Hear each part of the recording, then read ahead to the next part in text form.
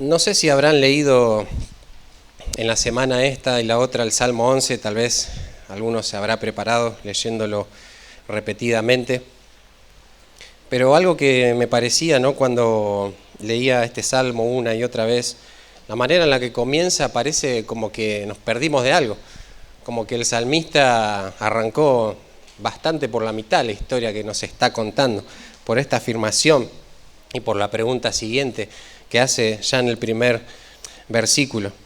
Es como que hay algo que nos está tapando en la historia, pero no le importa, obviamente, por eso no la cuenta antes, ¿no?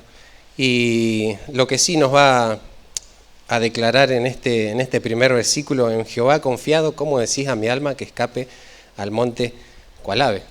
Y te surgen preguntas, porque primeramente el verbo ahí está en pasado, o sea, yo he confiado, dice, ya lo hice. Y después como que le reprocha a alguien esta pregunta: ¿cómo me estás diciendo? Claro, pero vos vas a versículos anteriores y te encontrás con el capítulo 10, con el Salmo 10. No hay una historia, no hay un contexto en el cual podamos atrapar este salmo. Pero sin duda lo que el salmista va a hacer va a dejarnos principios tremendos en cuanto a la confianza en el Señor. No hay por ahí en el título chiquitito, como varias veces lo encontramos, una explicación del contexto, ni siquiera una nota musical. Simplemente nos dice que va dirigido al director de la alabanza, al músico principal, para que él guíe esta alabanza congregacionalmente, y se nos dice que es un salmo de David. Claro, no hay un contexto que se nos defina, pero leyendo el salmo podemos más o menos imaginarnos en qué momento se encontraba David, en este momento de opresión, de adversidad, donde había enemigos que lo perseguían. Pero él no es que no va a hacer caso a nada de eso. Él de hecho lo narra y cuenta detalladamente cómo está la situación. Pero él lo primero que afirma es su confianza en el Señor. Es su confianza en el Señor. Y este salmo, bueno, algunos lo tienen como un salmo de lamento por lo que hay entre los versículos 2 y 3, pero la verdad es que es un salmo de confianza. Así se denominan a estos salmos. Y por cómo está estructurado este salmo, así lo podemos ver también. Primeramente da su expresión de confianza. Él declara que está confiado en el Señor. En el mismo párrafo, del versículo 2 y 3 y parte del primero, va a exclamar la situación en la que se encuentra, pero aún ni siquiera se va a quejar o lo va a hacer como un lamento, solo la va a definir. Y en el versículo 4 hasta el 7, él expone por qué confía, por qué su confianza está cimentada en el Señor. Y generalmente los salmos de confianza tienen una estructura bastante similar entre todos. Pueden variar de salmo a otro, pero esta es la estructura que encontramos generalmente en este salmo. Así que vamos a darle lectura a este salmo y vamos a empezar a explicarlo. Dice: en Jehová he confiado. ¿Cómo decís a mi alma que escape al monte cual ave? Porque aquí los malos tienden el arco, disponen sus saetas sobre la cuerda para saetear en oculto a los rectos de corazón. Si fueran destruidos los fundamentos, ¿qué ha de hacer el justo? Jehová está en su santo templo. Jehová tiene en el cielo su trono. Sus ojos ven, sus párpados examinan a los hijos de los hombres. Jehová prueba al justo, pero al malo y al que ama la violencia, su alma los aborrece. Sobre los malos hará llover calamidades. Fuego, azufre y viento abrasador será la porción del cáliz de ellos. Porque Jehová es justo y ama la justicia, el hombre recto mirará su rostro. Como les decía, ¿no?, ahí ya de entrada el salmista lo que hace es determinarse a confiar en el Señor. Él declara su confianza en el Señor. Y dice: en Jehová he confiado. Y vemos acá nuevamente a David que hace el uso del nombre Jehová, Yahvé. Y ya en esta primera frase podemos ver varias cositas, solo marcar alguna. A veces creo que estamos tan acostumbrados a escuchar el nombre de Dios que muchas veces como que hasta parece que pasa desapercibido cada vez que se menciona a Dios para nosotros. Pero claro, si nos remontamos al ámbito judío, el judío no iba a mencionar a Dios porque sí. Eran muy cuidadosos, son muy cuidadosos de nombrarlo, incluso de escribir el nombre del Señor en vano. A veces nosotros no sabemos qué implica siquiera cuando vemos ese nombre en la Escritura. Y lo pasamos por alto, como que bueno, sí, es Dios, se trata la Escritura de Dios, es obvio. Pero hay algo más profundo aún que eso. Y acá David lo usa y nos da a entender que él no está confiando en cualquier persona o cualquier entidad que se inventan en esos días, ¿no? Él confía en alguien real, él confía en el autoexistente, en el autosuficiente, en el que es en sí mismo, el que está por encima de todos, el que no depende de nadie, pero que todos dependen de él, el único ser independiente, el trascendente, el único, el incomparable Jehová Dios. Y así como vimos ahí en el Salmo 8, que David no apuntaba a su adoración al voleo, digamos, o al aire, a alguien imaginario, abstracto, como lo eran los dioses, sino a alguien concreto, real y supremo, a Dios mismo. Bueno, acá también David marca primeramente eso, que su confianza no está depositada en alguien o alguien cambiante, que cualquier cosa puede afectarlo, sino al Dios fiel, al Dios inmutable. Y ahí la palabra que aparece, confiado, en Jehová he confiado, da la idea de huir por protección, de refugiarse en alguien, de buscar un amparo, de acoger, ¿no? Pero no lo da como una idea de que, bueno, tenemos que irnos a tal lugar y, bueno, armemos las valijas y vayámonos. No, es volando, o sea, es apresuradamente que él corrió hacia Jehová. Esa idea da la palabra confiado. Él corrió apresuradamente, a prisa, fue a buscar refugio sin dudarlo en el Señor. Y una de las cosas que podemos ver en esta afirmación tajante que da David es que el que compone esta canción es justo, es un creyente. Y claro, estarás diciendo, un mes te tomó investigar eso, si ahí el título chiquito te dice, ¿no? Salmo de David, o sea, es obvio que es un salmo, ¿no? Y aparte en la escritura no hay un inconverso que haya escrito ni un solo versículo, ¿no? Pero lo que les estoy queriendo decir es que no cualquiera puede hacer esta afirmación, no cualquiera la puede hacer como la hace David, solo el Hijo de Dios la puede hacer. Y esto se puede ver a lo largo de toda la escritura. Según Salmos 12:2, son bienaventurados aquellos que confían en Dios, en Él. El Salmo 44 que recién cantábamos, bienaventurado el hombre que puso en Jehová su confianza.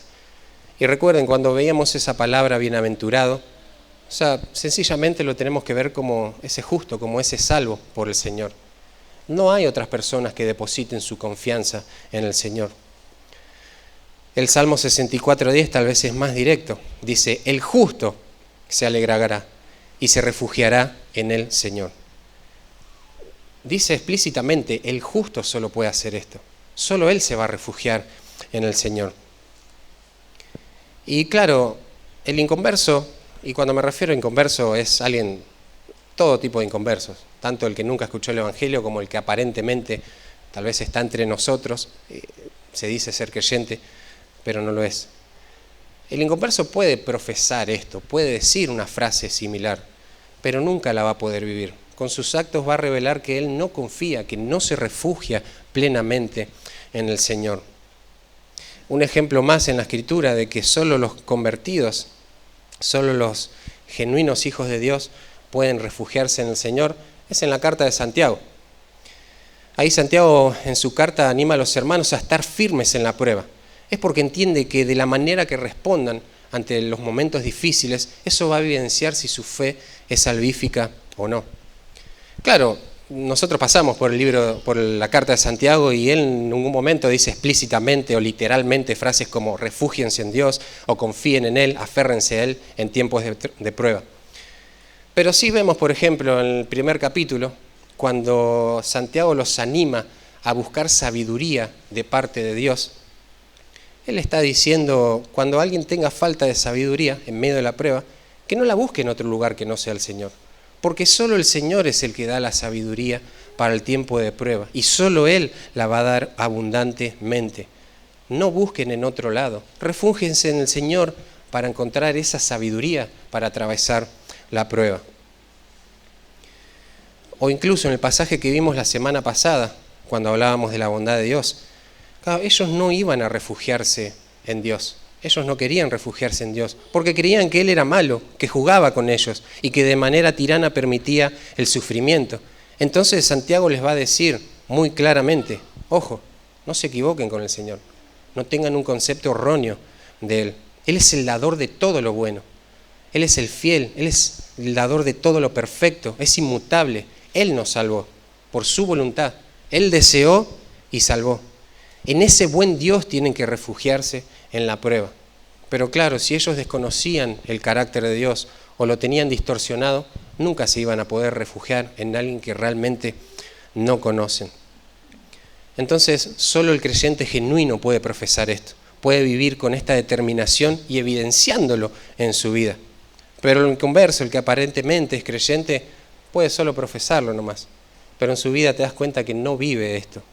No lo puede evidenciar porque no conoce a Dios y tampoco lo busca. Tal vez solo lo dice para autoconvencerse de algo que ni siquiera él entiende del todo. No se lo ve resguardado por el Señor.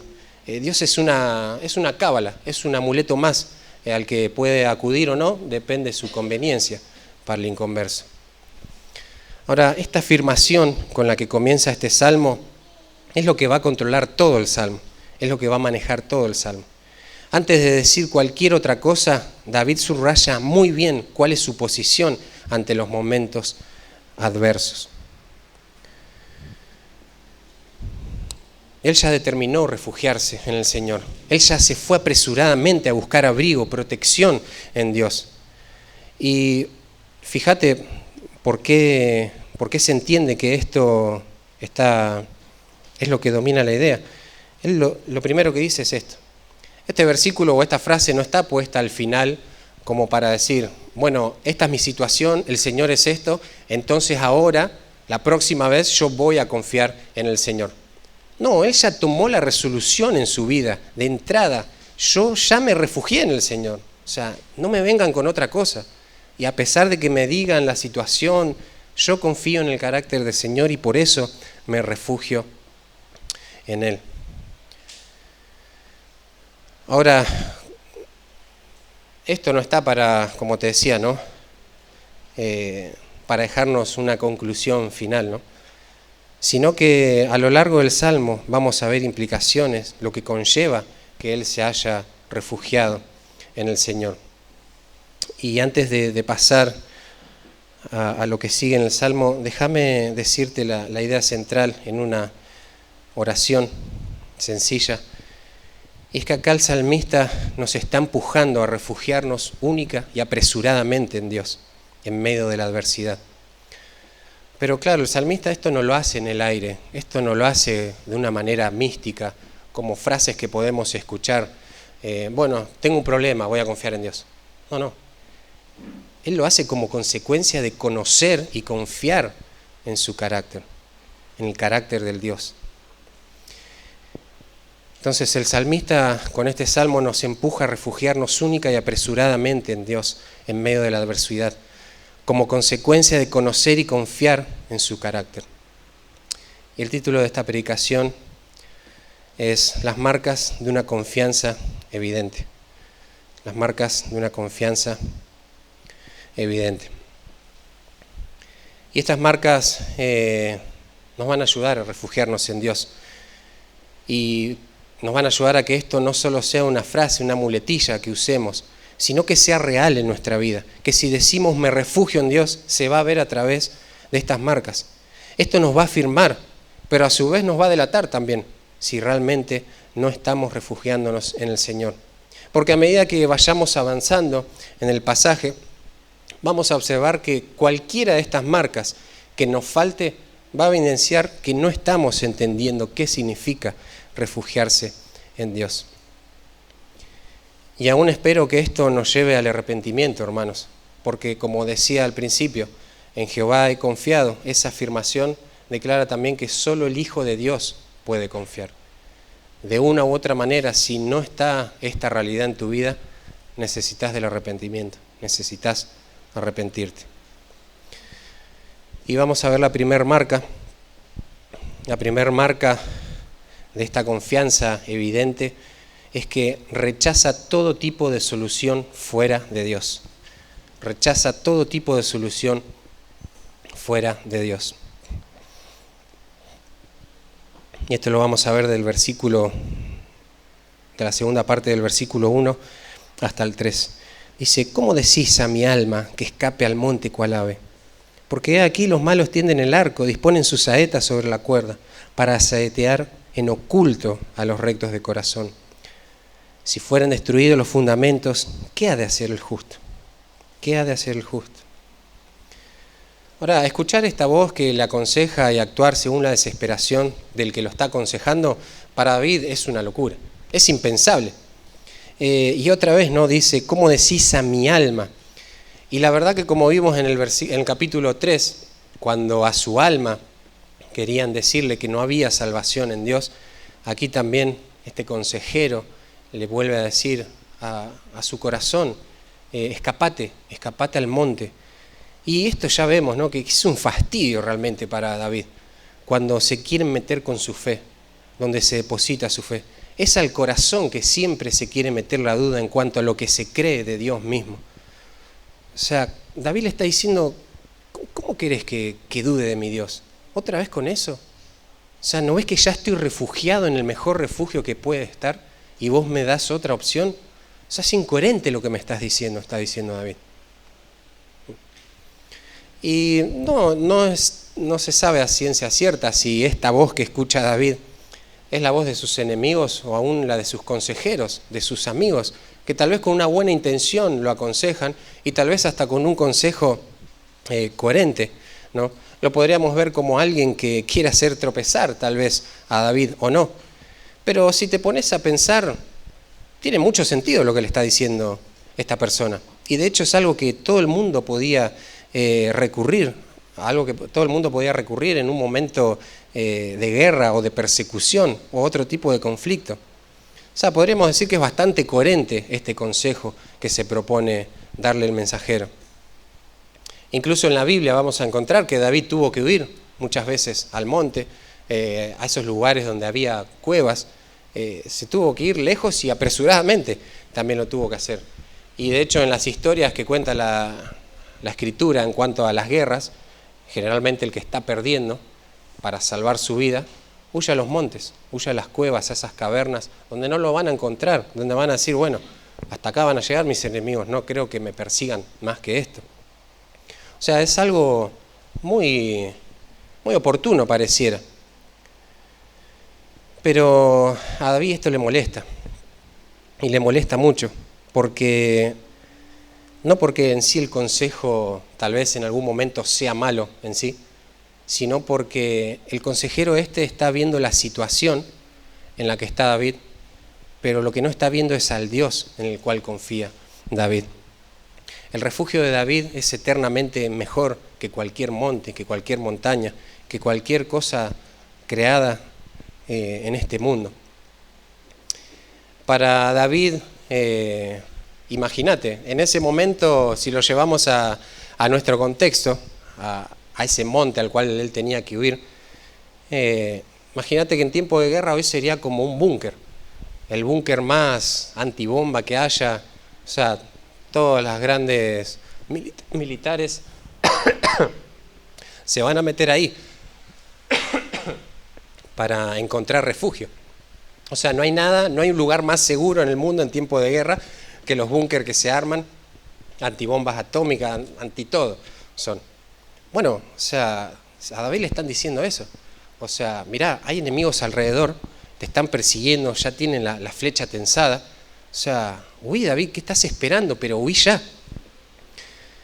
Bueno, pero David está pensando otra cosa. David ya piensa que está en ese búnker. Y en comparación le molesta porque cualquier otra cosa es insignificante. Imagínate esta situación, que estés vos adentro del búnker y venga alguien asustado y queriéndote asustar a vos también y te diga, tenés que salir ya de acá y tenés que salir corriendo para allá, que ese lugar es más seguro. Y te señala un quincho de paja. Bueno, para David el monte era eso en ese momento. Pero no porque era una mala idea tal vez en otro momento, sino porque el Señor es su refugio. No hay nada más certero, no hay nada más estable, nada más fuerte en lo que él pueda confiar que el Señor mismo.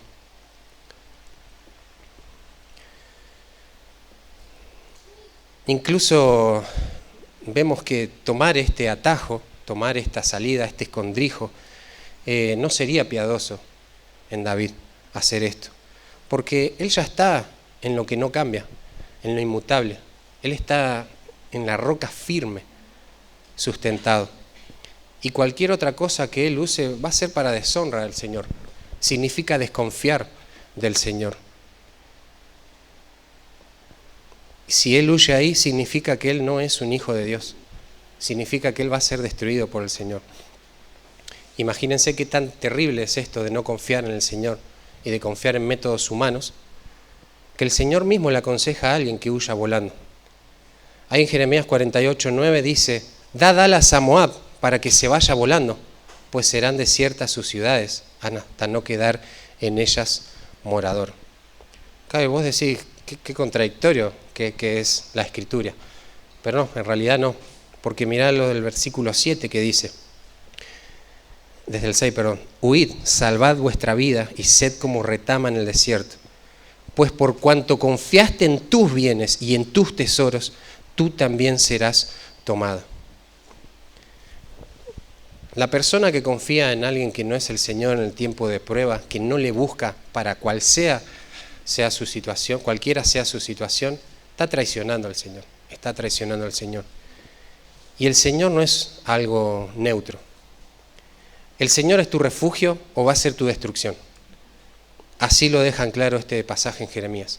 Claro, como ellos no quisieron refugiarse en mí, no me buscaron, no me amaron, ellos confiaron en sus riquezas, en cosas terrenales, en cosas humanas, en cosas mundanas, ahora yo los voy a destruir. Y ellos sí, que salgan volando a donde quieran, a su lugar más seguro, ellos van a ser destruidos igual.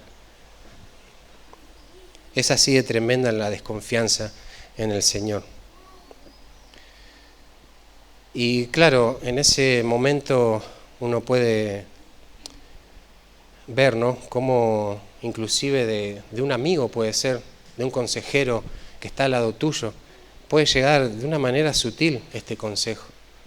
Pero David, una de las cosas que hace también en este punto es saber discernir, aún en esa perspicacia, ¿no?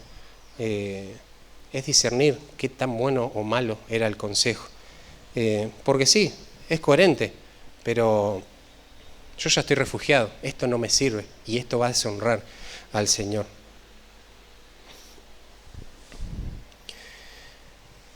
El versículo 2 dice, porque he aquí los malos tienden el arco, disponen sus saetas sobre la cuerda para asaetear en oculto a los rectos de corazón. Algo que veía mientras escribía el primer punto, que era este, veía como otra implicación, no sé, como una implicación de la implicación, no sé si existe eso, pero refugiarse en Dios implica que rechacemos todo método humano, pero a su vez rechazar todo método humano va a implicar que el mundo nos odie, que el mundo nos rechace. Y eso es una verdad también que se encuentra a lo largo de toda la Escritura. El que deposita su confianza en el Señor va a ser rechazado por el mundo. Porque ahí es bien explícito en decir, para asaetear en oculto a los rectos de corazón. Estas personas no están buscando a otros, no están buscando a otro impío, no, están buscando a los rectos de corazón para generarles ese dolor, para matarlos directamente. Ahí el Salmo 18, que estudiamos hace poco, dice, se sienta en acecho cerca de las aldeas, en escondrijos mata al inocente. El Salmo 37:14 dice, los impíos desenvainan espada y entesan su arco para derribar al pobre y al menesteroso, para matar a los de recto proceder. Incluso en el Nuevo Testamento vemos cómo cómo Pedro mismo advierte y anima a los hermanos que estaban ahí dispersos con esta misma verdad de la persecución. En primera de Pedro 4, 12 al 14, amados, no os sorprendáis del fuego de prueba que ha sobrevenido como si alguna cosa extraña os aconteciese, sino gozaos por cuanto sois participantes de los padecimientos de Cristo, para que también en la revelación de su gloria os gocéis con gran alegría. Si sois vituperados por el nombre de Cristo, sois bienaventurados. Otra vez esa palabra. Porque el glorioso Espíritu de Dios reposa sobre nosotros. Es una realidad innegable que el justo siempre va a ser perseguido por el que ama la injusticia, por el que detesta a Dios, por el que lo aborrece. Y David no se hace el tonto con lo que está pasando en su entorno. Él sabe bien que hay peligros, que hay enemigos que están al acecho. No son enemigos que están tramando un plan para destruirlo, sino que ya están con el dardo listo para ser lanzado. Sabe que son sigilosos, que son casi imperceptibles. Claro, porque están en lo oculto. Esa palabra oculto da la idea de que están en la oscuridad, en las tinieblas. Desde ahí opera el injusto para destruir al justo. No se dejan ver con claridad, hacen todo a oscuras, ¿no? Y ni siquiera es necesario que estén cerca de David, porque eso tiene de ventaja a la flecha, ¿no? Es silenciosa, no es necesario que estés en el medio de lo más recio de una batalla para recibir un flechazo. De cualquier lado podés recibirlo, ¿no? Sino a la distancia. Incluso a la distancia, con sigilo, puede venir el flechazo en cualquier momento, y eso lo sabe David, de repente. Pero claro, acá dice el pasaje, para asaetear en oculto a los rectos de corazón. Claro, el malo no va a tirar una flecha para que salgas lastimado de la guerra, para que salgas rengo, para que salgas sin un brazo, o para que después te quede una cicatriz. No, te va a tirar para matarte. Y una flecha en el único lugar que inmediatamente, por lo menos, te puede matar, es en la cabeza o en el corazón. Es en la cabeza o en el corazón. Te puede dar en otro lado y si no frenás la hemorragia y todo eso, también te puedes morir. Pero directamente para matarte te tiene que dar en la cabeza o en el corazón. Y el enemigo no cambió hoy en día su forma de atacar a los justos, de ir en contra de los justos. Porque aunque de una manera sigilosa, casi imperceptible, nos quiere derribar. Porque sigue apuntando a la cabeza, a la mente y a nuestro corazón. Y es así con el justo, es así con los que aman la injusticia, siempre de una manera sutil, atacando lo que querían atacar el mismo David. ¿Por qué decís a mi alma todo esto? ¿Por qué otra vez con mi fe? ¿Por qué otra vez con mis convicciones te querés meter? ¿Por qué me apuntás a la mente, al corazón, donde está el asiento de mi vida misma, ¿no? Donde es lo que soy, ¿no? David entiende muy bien el peligro. Ahora, el versículo 3 también es tremendo, ¿no? Porque dice, si fueren destruidos los fundamentos, ¿qué ha de hacer el justo? Si fueren destruidos los fundamentos, ¿qué ha de hacer el justo? Y pareciera como que cada versículo está desconectado del otro, pero tiene mucho que ver uno con el otro. Ahí la palabra fundamento, lo que da la idea ahí es un asiento, un apoyo, donde vos te asentás, donde te apoyás. He escuchado comentarios y predicaciones, tal vez lo generalizan un poco más en cuanto a las leyes, tal vez de un país, de una nación, que podría ser eso, porque en sí las únicas leyes que están bien en una nación son puestas por Dios, en realidad. Todo lo demás es invento de hombre y está todo tergiversado. Pero fundamentos, para no irnos tanto, se refiere justamente a eso, a un fundamento, a algo sobre lo cual fundás algo, es algo fundamental. Pero la referencia acá con el justo que se puede hacer tiene que ver con la verdad que cree el justo, esa verdad que radica en el corazón del creyente en cuanto a la confianza en Dios, en cuanto a la confianza en Él. Claro, si él empieza a decir otras cosas a su corazón, a su alma, que discrepen con la verdad que le da la confianza absoluta, entonces ahí sí, ¿qué puede hacer el justo? Bueno, nada, ya perdió todo el justo.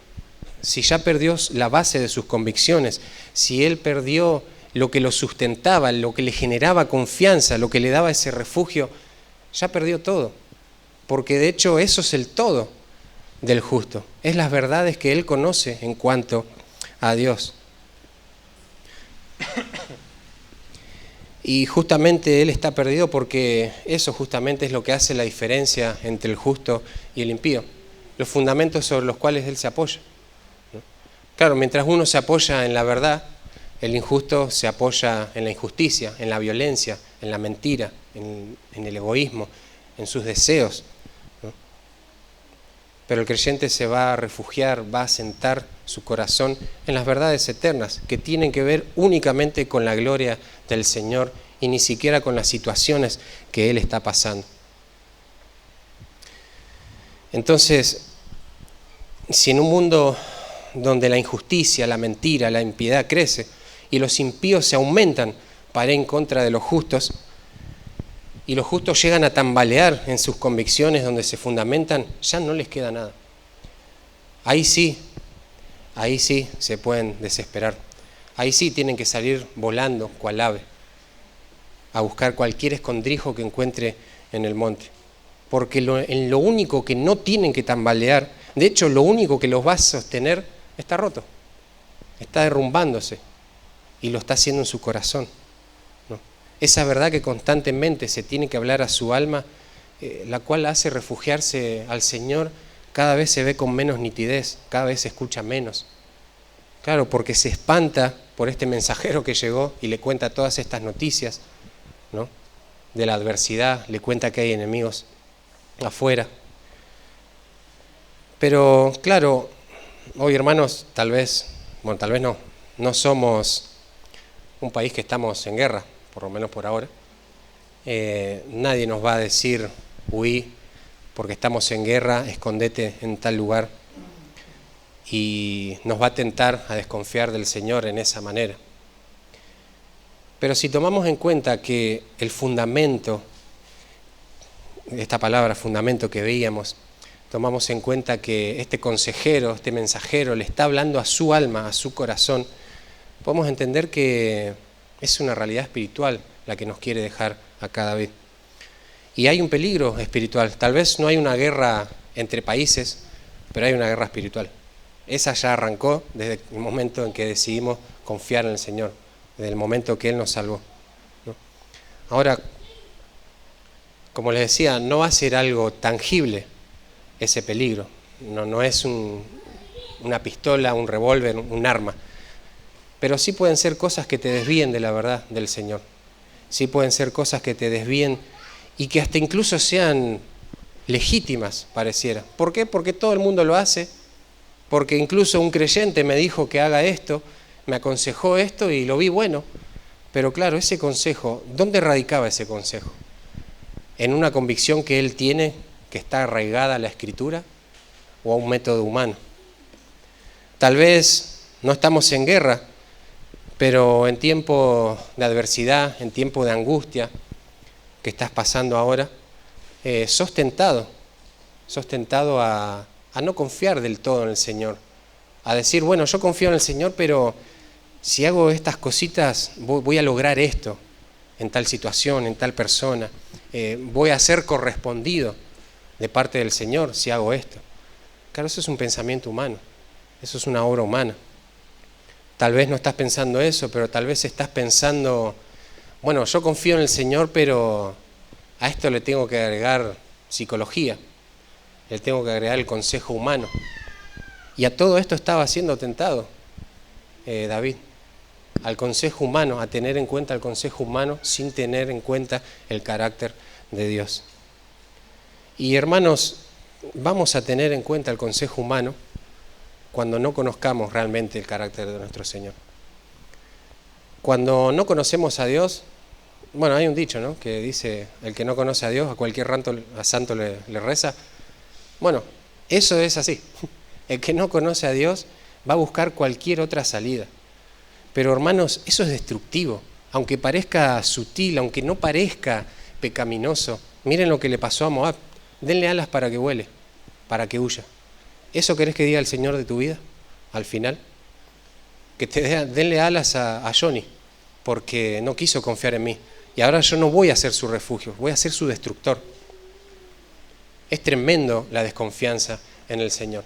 Es tremendo. Y hermanos, si hay algo que quisiera con lo que te quedes en este primer punto, yo entiendo que muchos de los que estamos acá están pasando por pruebas muy difíciles, muchos de ustedes.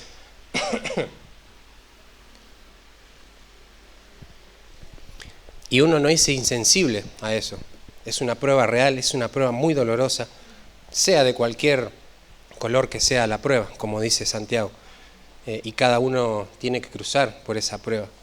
Pero hermano, les ruego en el Señor, se los pido, se los imploro, hermanos, tengan cuidado. O sea, si puedo resumir todo este punto y todo lo que les dije ahora en una frase, es en esas dos palabras. Tengan cuidado. Cuiden su corazón, hermanos. Cuiden su mente. Cuiden sus oídos. No escuchen cualquier cosa. No asienten su corazón, no firmen su corazón en arena movediza. No lleven a su mente mentiras.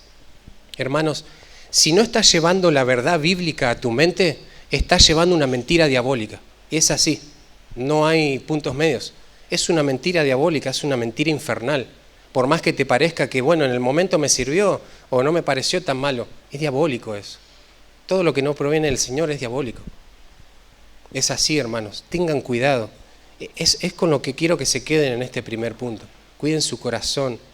No confíen en los métodos humanos. No confíen en sus métodos humanos. No metan cualquier porquería en sus corazones. Está lleno de predicaciones y de predicadores. Y uno podría decir gloria a Dios, ¿no? En cualquier plataforma de videos. Pero lamentablemente el 2% tal vez es de sana doctrina. Y aún en esa sana doctrina no concordamos en todo, tal vez. Entonces tengan cuidado, hermanos. Pero a su vez, el que va a llevar ese consejo para animar al hermano, fíjate que no sea tu opinión, que no sea tu experiencia, que no sea, mira, a mí me pasó esto similar y yo lo solucioné. No. El creyente necesita la palabra de Dios. No necesita una opinión personal. Es lindo el consejo, es lindo tal vez cómo lo aplicaste vos y te sirvió, pero al fin de cuentas las aplicaciones pueden variar. Pero el principio es el que necesitamos para poder pasar la prueba. Pero cuiden su corazón, hermanos, en medio de la prueba, para que no lleguemos al punto que llegó Santiago. Les tuvo que escribir porque sí, a él le dolía que estén en prueba, en persecución, pero más le dolía que ya no se parecían a un cristiano.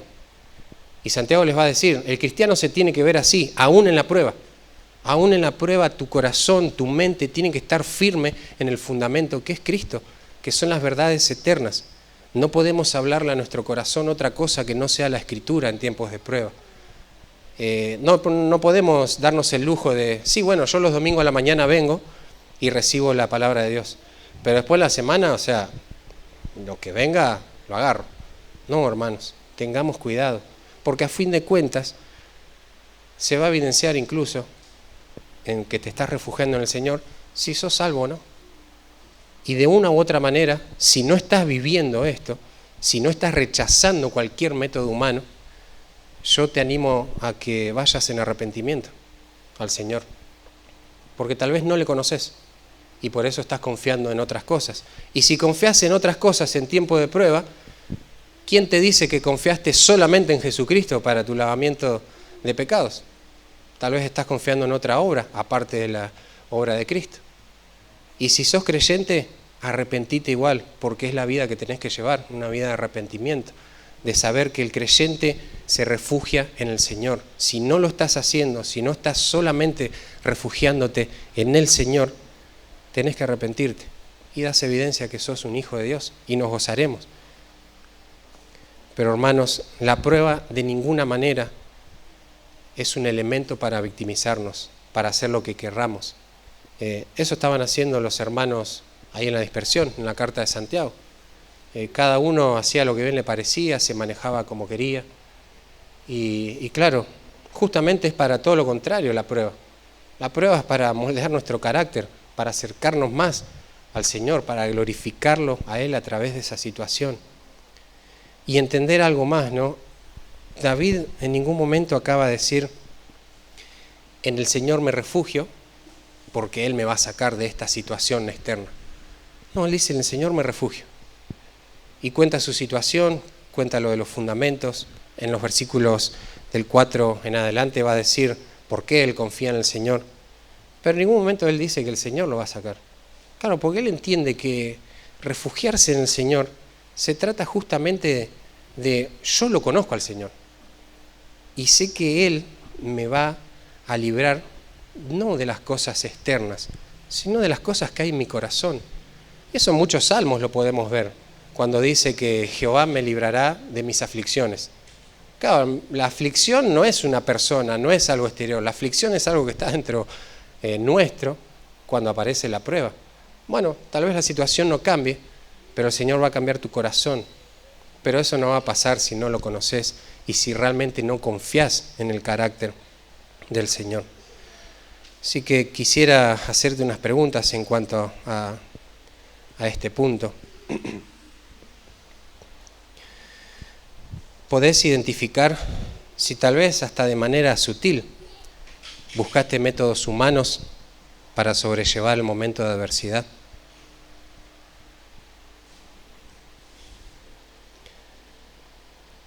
Tal vez los buscaste y tal vez los pusiste en acción. Y eso no trajo más que frustración a tu vida, porque las cosas no salieron como vos querías.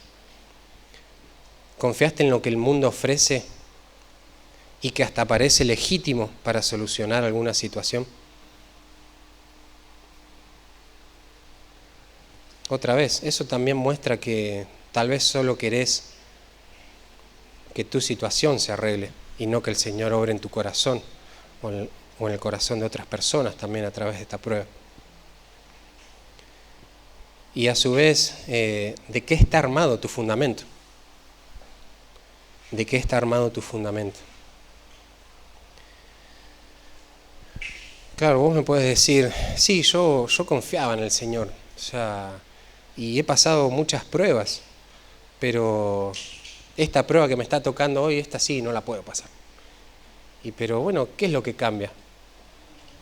O sea, sí, la situación puede ser diferente, pero eso es lo que está vivenciando, que tal vez tu refugio no era el Señor, te refugiabas en otra cosa, en algún método, te refugiabas en vos mismo, te refugiabas tal vez en otra persona y eso te hacía pensar que todo estaba bien.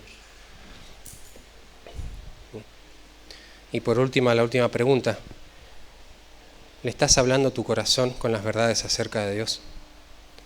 ¿Ya le hablaste a tu corazón verdades acerca de Dios?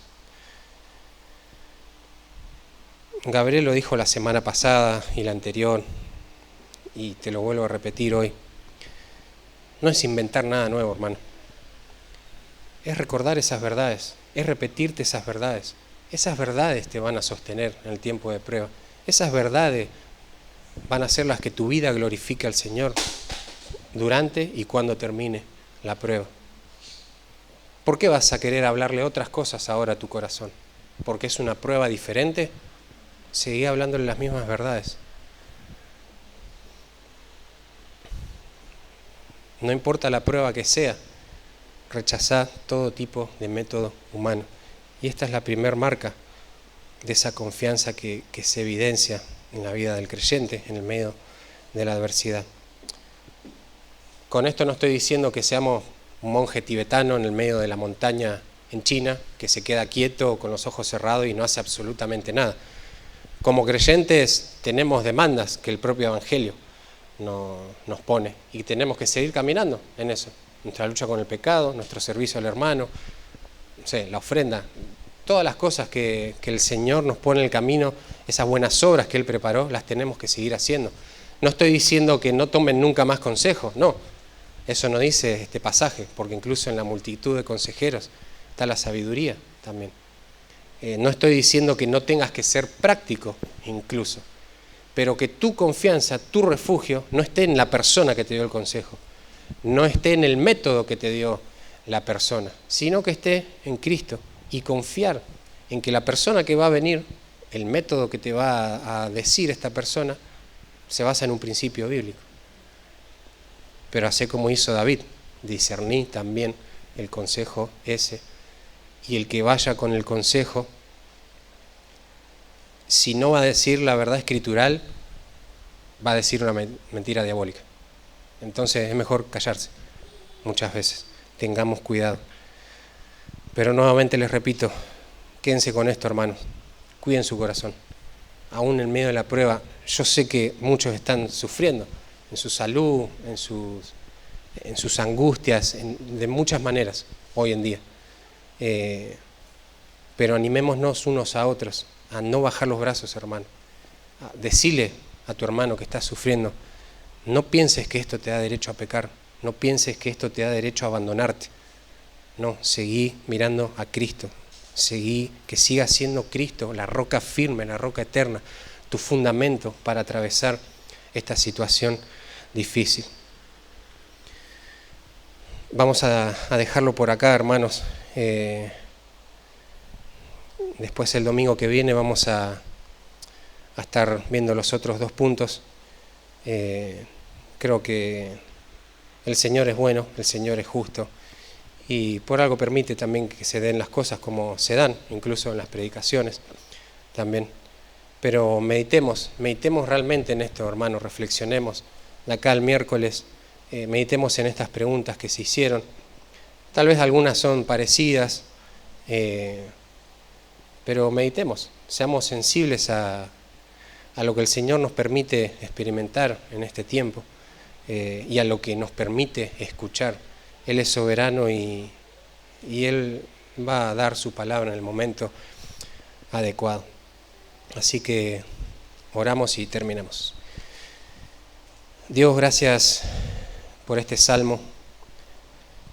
Gracias por estos primeros versículos que pudimos estar estudiando. Padre, que esto que decía David pueda ser una realidad en nuestras vidas. Que